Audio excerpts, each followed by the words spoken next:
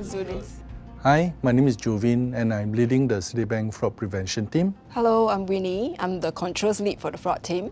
Hi, I'm Chusian. I'm handling fraud investigations on banking matters. As the fraud prevention lead for Citibank, I work with various stakeholders with the bank to ensure that my team are equipped with the right resources, tools, and processes to fight scam in order to protect the customer and the franchise. My role as a fraud analyst is like the bank's detective. I track suspicious transactions to prevent further losses. Okay, so for my role as a controls lead, I ensure that the bank's policies and frameworks adhere to the regulatory requirements.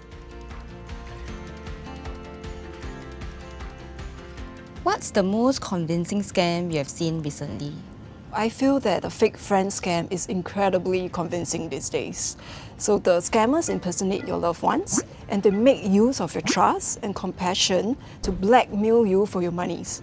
Okay, what's the first thing scammers usually ask for? Based on my experience, right, the first thing scammer always asks for is your OTP. So safeguarding OTP is very important. In Citi, we have always remind customer not to share your OTP.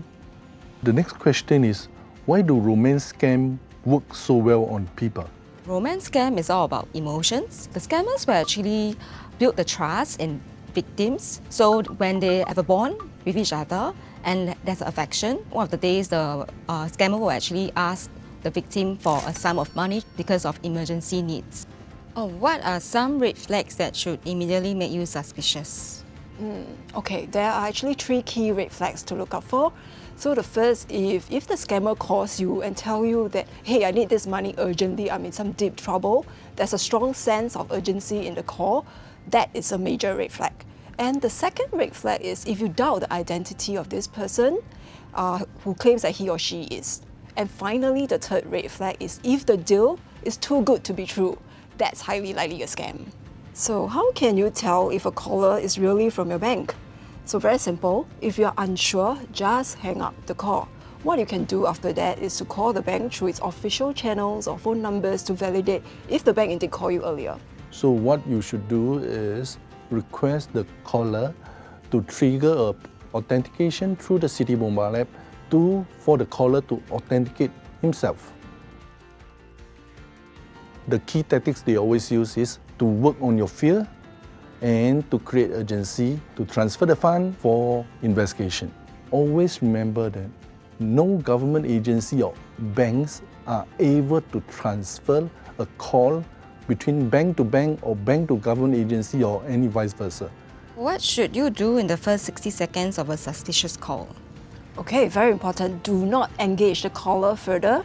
Hang up the call immediately. After that, do call the Scam Show hotline at 1799. What you should do is to lodge a police report immediately so that the police can freeze the beneficiary account. You can also activate the kill switch via your Citi mobile app so that your internet banking, cards and savings account will be blocked. What are some features that Citibank has that can help protect customers?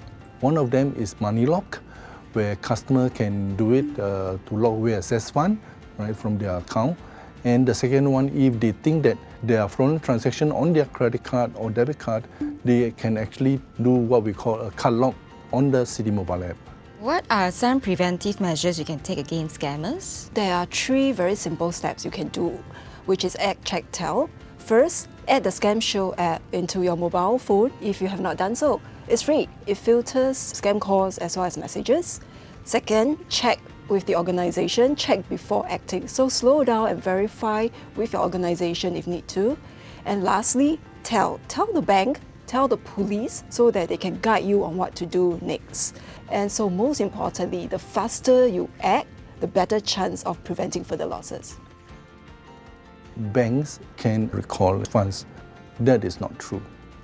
The key control is rely on customer not to share the OTP or acting on the third-party instruction to transfer the fund. Customers should lodge a police report immediately once the fund left their account so that the police can assist with investigation and recovery of their fund. Fraud prevention is a partnership. The bank has invested in strong security systems and monitoring.